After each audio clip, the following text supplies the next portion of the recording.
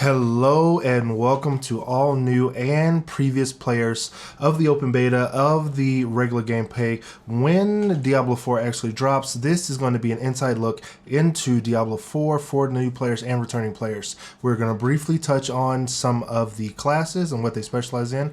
I'm going to go over some in-game features that you may or may not be aware of. I'm going to go over some shops and how they work inside of the game, and this is going to be a brief new player's guide into Diablo 4. So let's get into it. And first we're going to start off with the Barbarian. This is the berserking, bleed-walking arsenal, unbridled rage, tapping into the power of the gods of the ancients, the dual tri-wielding hammer god himself. Close quarters combat, he has some type of AoE damage, but berserker's all about fists on face. Next up we have the Sorcerer, whose keen intellect focuses in on frost, pyromancy, and on shock. When it comes to overall area control of effect damage and crowd control, the Sorcerer is unmatched. Next up we have the Rogue, which specializes in laying down traps for crowd control, marking enemies for single target damage, and with weapon imbuing to offset their attacks to make them suitable for any situation like a good assassin would. Next up we have the Druid class, who takes from the elements of the earth and the spirit animals. Going between a werewolf and a bear form and calling upon the natural elements, the Druid takes the place of the monk in this game.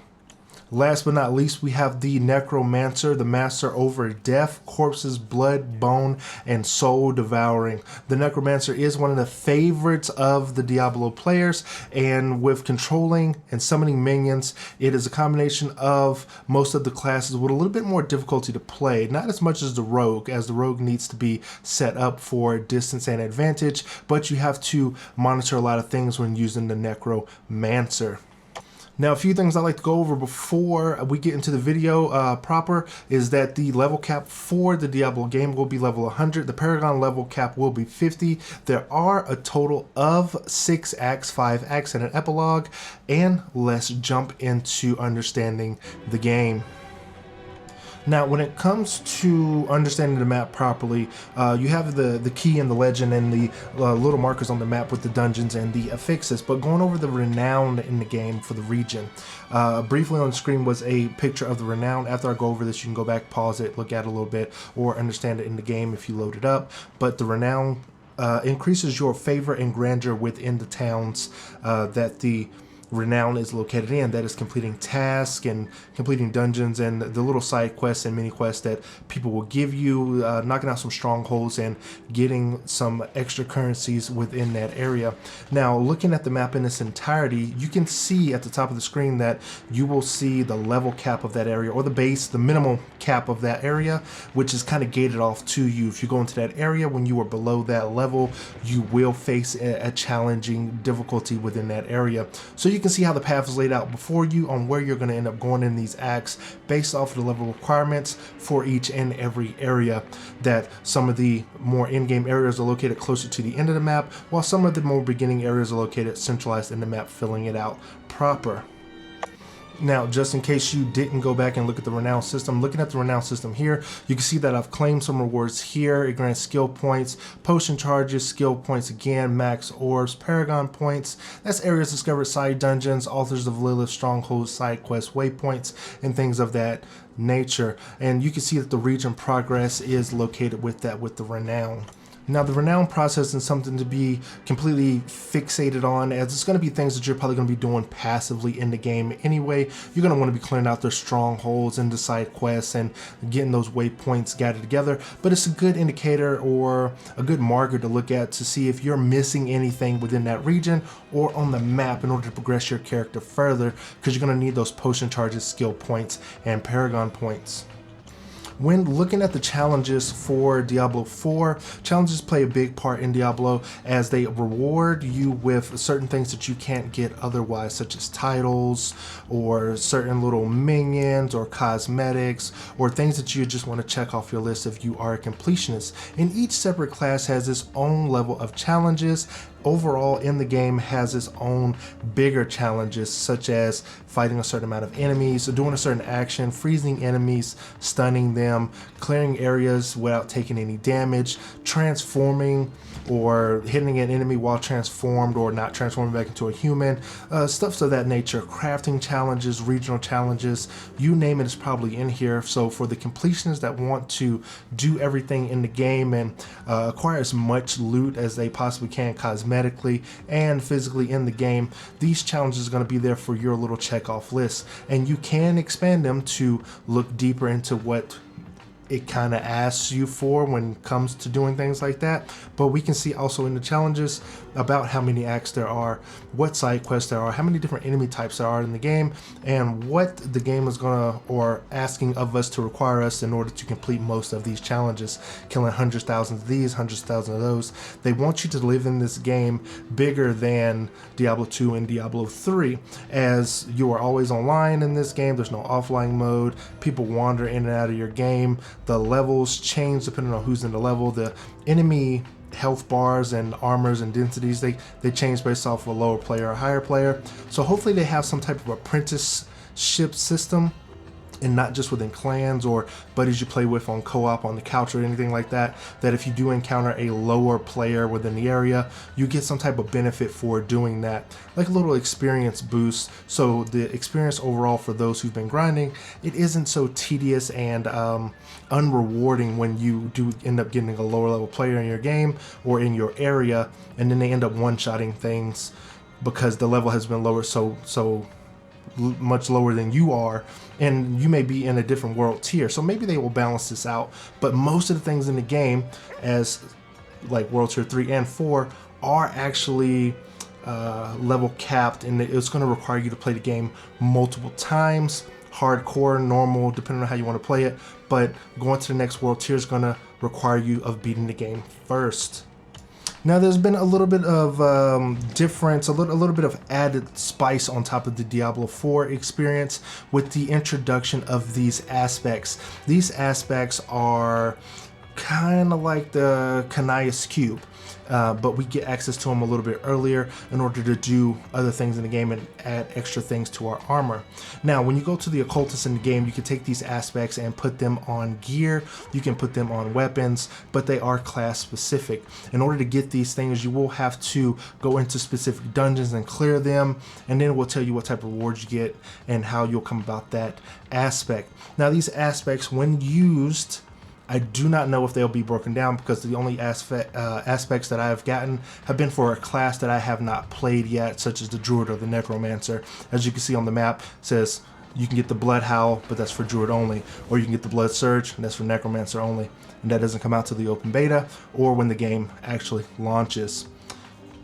Now, if we look into going over using the legend here, you can go through your campaigns, you can go through your side quests, you can track those, and then they become more prominent on the map. You can minimize and maximize the campaign and side quests if things get a little bit too much for you on the screen. But another interesting thing is that you can actually hold to reset the dungeons. So this is going to reset all dungeons besides the campaign dungeons. Now, when you end up resetting the dungeons, does that reset the loot? This right here that you're seeing on screen is only during the early access beta, so I have not reset the dungeons as I've only played the sorcerer class so far, but I am familiar with things being reset weekly. But being able to do it on your own brings another element to the game. But can you rerun these to get more aspects? Can you get more loot that way? Is that going to be the ultimate grind? We don't know yet, but if you're watching this after the games come out, then we would have known by then. So I know you guys are probably getting sick and tired of the map, but luckily there will be those chapters located in the description box below if you want to skip this whole area. But going over the map again, right, because the map is super important. This is a big old map. This is bigger than any map that I've seen in any Diablo game. So I just want to go over a little bit more tidbits of information. Now you can actually pin things on this map, and when you pin things on this map, a tracker point will come to your locale between then and there, and how you get there the shortest route possible. There's no auto run feature to it, but maybe that will come with us with mounts, but you wouldn't want to skip out on killing any enemies, as that's going to lessen the experience that you get from the Diablo 4 game. Now, as this map fills out and we get more NPCs, more side quests, more things to do in events, you can actually take things off of this map by simply going into the legend, checking the filter, and clicking things on and off of the filter. You can add back what you want at any given time, or reset the whole experience back to its normal settings of this big cluttered mess. Now, if we go over to the wardrobe section, the wardrobe section of the game, located in this early access beta, maybe there'll be more in different towns. This helps with the transmog when you want to make your character look its best. In order to get transmogged items, you will get new items. You'll go over to the armor. It will grant you a new look upon salvage while giving you some materials in exchange. Now, this is going to be about how you're going to dress up your character when you get that legendary and rare gear, or if you want to make your character look less than a maxed out player, you can go for that common player look. Now, you can save your loadouts here, but they will cost in-game currency, which in this case will be 2,500 gold, and you can change the appearance of your character, but you can't really change their face once you've made it, right? Just some smaller changes. Now, the stash in this game, we used to have a stash that would I want to say it held a total of like 100 items, maybe 150 items beginning, but this one here holds a total of 100 items where you can buy more slots with 100,000 gold. Now, 100,000 gold isn't going to be a lot. Once you get more and more into in-game, you start selling the items that you don't need, you start picking up more gold from enemies, and it's not going to be that big of a challenge to expand your stash, because you're going to want to put gear sets and different items in there to change your build. Now, does the transmog system or at the wardrobe area save your loadouts? That is yet to be determined, as I have not messed with that feature, but hopefully it does do that, so you can quickly swap back and forth to what loadout you want. Now, going into the shops and understanding them a little bit, the shops get better stuff, like I said, with increasing your renown. And when you go into the rings and amulets are going to augment your build a little bit. We all know about the Royal Ring of Grandeur, which gives you an extra skill to put into your stuff, like into your build gear set. The occultist is going to take a little bit of time to explain, so bear with me here, as it's one of the most important features of the game, right? The occultist, in my opinion, right? So you will be able to take an item, a codex of power, or an aspect from your inventory, and you will be able to take that piece of item, right? Gloves, boots, sword, focus, gear, slot, you know what I'm saying, right? You'll be able to take that item, put it into the imprint aspect, take your aspect, if you have it, and put that into that piece of gear. So if that piece of gear says your grenades will do more damage and counters traps and stuff like that, then in the end build of the result of the piece of armor, it will turn it into a legendary item, right? So you give them some shards, you give them some vile crystals, you give them some money, and then you basically re-roll that piece of armor. Now, the occultist actually can tweak your armor too. So if you had like a god roll piece of armor and it had, like, I don't know, the aspect you wanted, the imprint you wanted on it, gave you plus 100 attack to plus 2 million defense, but it gave you plus 6 willpower, you'll be able to go in here and put that piece of armor into the occultist's little section here and take off that one little thing and re-roll it with something else randomly that will probably fit more of your playstyle. Now, you can see these things are carted off or like cut off for tier levels, and only certain tier levels can be reached at certain world tier levels. So world tier 3, world tier 4, they're all set for level 50 and above, level 70 and above. And by getting to world tier 3, world tier 4, you will need to beat the game on veteran mode 2, right? World tier 2, and then go into world tier 3, complete the game again, beat a certain dungeon, beat a certain thing, do a certain thing, and increase your world level that way in order to get access to the bigger and better items. So you're not just gonna plow through the game on the hardest difficulty and reach endgame really fast. It's kind of gated off to you.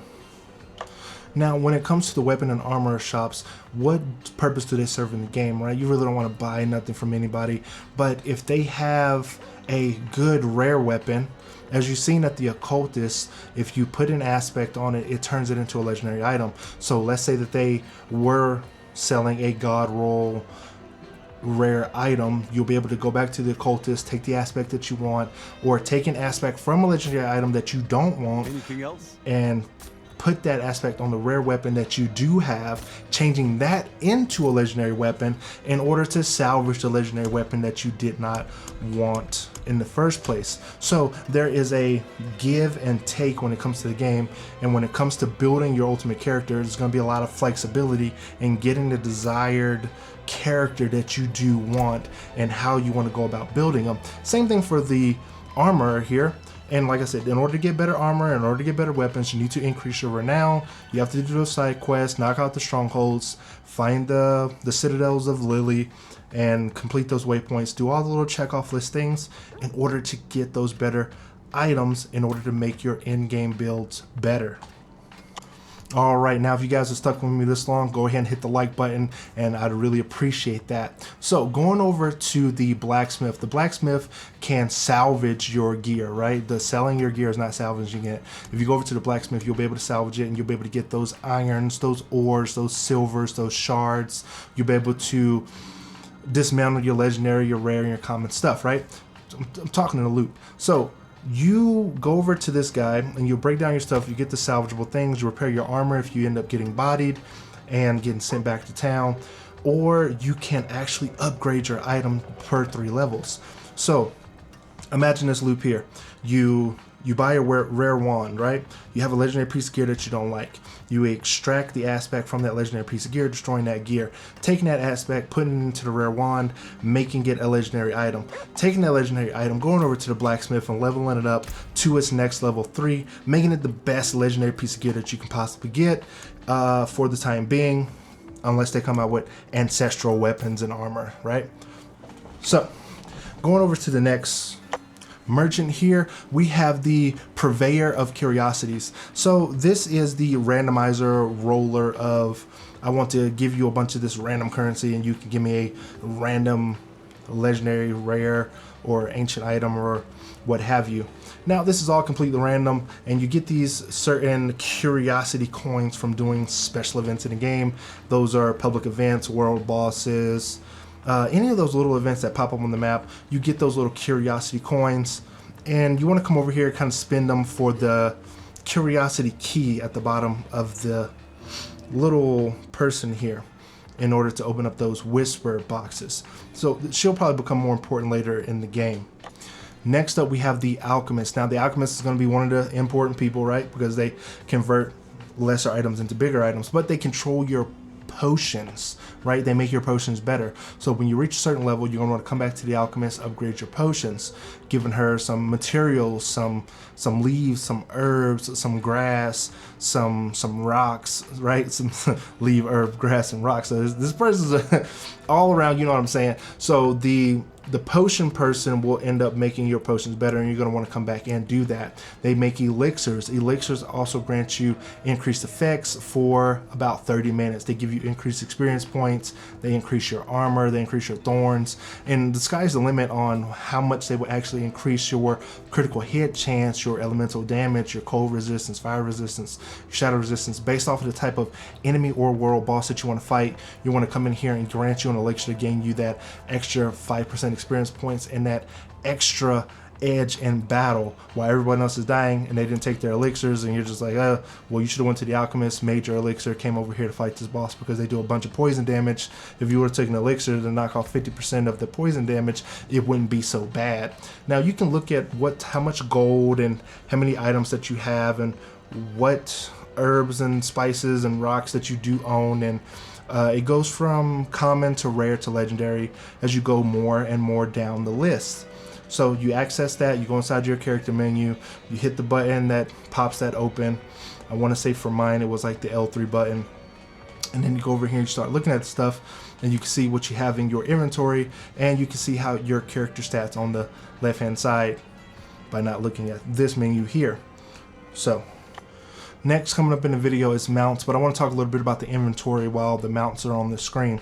So the inventory is kind of like Path of Exile. You're going to pick up a bunch of stuff, but you're not going to keep a lot of things. You're not going to want to hoard everything. You're going to want to come back. You're going to want to salvage. If you get the opportunity to use your teleporter, come back here, salvage, go back there out into the world, and then continue your journey. In Path of Exile, it was a little bit more cumbersome using the teleporter map and coming back and salvaging. So you'd end up dropping a lot of things and not getting the money for it.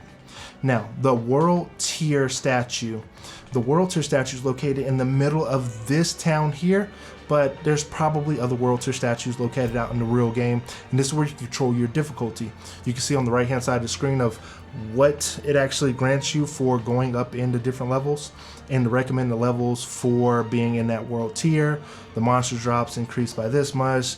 Monsters overcome 20% resilience. They get tougher, things get tougher, you get more loot, you get more experience, you get more money, you get access to bigger things at the occultist, bigger things at the potion shop. You can't reach certain levels of the potion shop or the blacksmith without going up into these world tier levels. And as we all know, Diablo likes to get harder and harder, so anything after torment level will possibly come to the game later, and there'll probably be specific things for hardcore mode. So don't be afraid of hardcore mode. You go in there, you play the game, you get specific rewards, your character dies if you die. It's all good. It's a video game. Go out there and have fun, because your hardcore character doesn't affect your main character, so there's not really to lose there. So going over the character screen, we got the headpiece, the chest, the arms, the legs, the boots, the necklaces and the rings, and we have the two weapons. Either you're dual wielding, or you have one weapon and another weapon in another hand, or whatever helps boost your stat, right? Double crossbows, double knives, double hammers, stuff of that nature, right? So if you look at your character and everything that goes about it, two-handed weapons usually seem to be the better choice because they have bigger and better stats. But if you have like a character that has like a knife that says, oh, well, on chance you get to summon a demon, you're going to want to keep that, because if you have another knife that says, oh, you have a 1000% chance to inflict bleed damage to enemies around you on a critical strike, and it does 3% of their damage over a course of time for the next 8 seconds, you're going to want that. But if you have one weapon that says, oh, this takes up both of your weapon slots, and this grants you plus 1 million health every time you successfully dodge, maybe you're going to want that instead over those other two options. You got to weigh your options when it comes to using single-handed weapons or dual-wielded weapons. Now, getting into the skill tree. Now, the skill tree is branched off in this closed beta test area, right? But when we get the real game, it's going to be massively expanded. It's going to look really, really big, like the big sphere system in Final Fantasy X, or something akin to Path of Exile. But it's broken up into slots, right? You have basic, we have core, we have defensive skills, we have conjuring skills, and then we will have like ultimate skills, and we will have ultimate passives. And the way that you go about the route of building out your character is when you get a basic skill, you will be able to upgrade it with one basic upgrade bump, right? You won't be able to get both upgrade bumps from that same skill that you upgraded, so you're going to want to allocate your points into something else. So you're going to need to be like a master of two different things, depending on how your build's going to lean, or how your gear set's going to lean, or how your legendary build is building into your character overall, or whether rather if you are a minion summoner, a conjurer, if you're a tank for the team, if you're trying to heal, you know what I mean? If you're going to be the support class, or the aggroer, or the single target DPSer, then you want to really focus in on how those builds are being built. Now, if you get lost in the sauce on trying to build out your character, you can easily look at what skills you have allocated, what buttons they're allocated to. You can remove that skill, assign that skill, move skills about, or you can actually use the legend and or the filter guide and filter out what you're specifically looking for. So I'm like, what is crackling energy? What all focuses in the crackling energy? How big does this crackling energy build get into? What focus can I do in it? And as I can see, it marks everything out on my skill tree, which goes into this crackling damage and how far out it goes and how many skills I can use to build into it. So overall, if I wanted to utilize the lightning damage, utilize the crackling, I can specifically look at those skills, look at how they will get later on down the road, see how my build will build out before I focus more into it. It isn't a mystery to me. So again, guys, I do hope that this video helped you guys out. I hope it gave you more of an understanding of how Diablo 4 is going to work and what's to come later on down the road, and understanding your character just a little bit better with understanding the generalness of the game and how things work in the game. So if you guys do want to subscribe for more Diablo 4 content for this channel, go ahead and hit that subscribe button. Hitting a like on the video really helps me out and getting discovered, as I am a small channel doing everything myself. I'd like to thank you guys for watching, and I'll see you in the next one.